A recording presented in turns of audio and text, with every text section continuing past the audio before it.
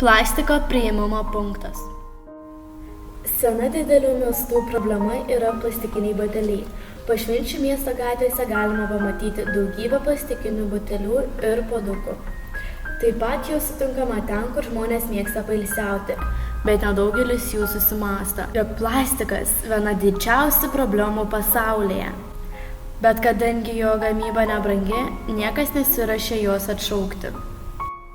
Jei jūs norite prisidėti prie antrinių žaliavų perdirbimo ir pagalbos ekologijai, tai neišmeskite nereikalingos plastikinės produkcijos į miesto šiukšlyną. Tam yra specialūs surinkimo punktai.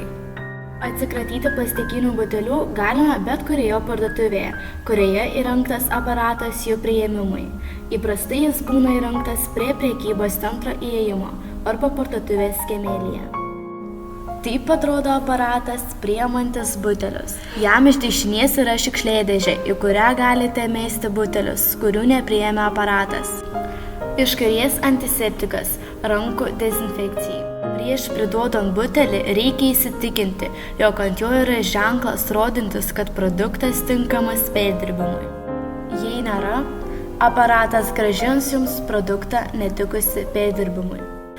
Įsitikinę, jog ant butelio yra ženklas rodantis, kad produktas tinkamas perdirbimui, įdėkite butelį į aparato skylę. Pagal barkodą aparatas nustato butelio kainą ir jo rūšį.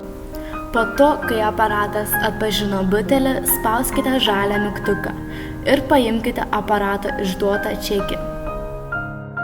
Gautą čekį būtina išgryninti toje pačioje parduotuvėje.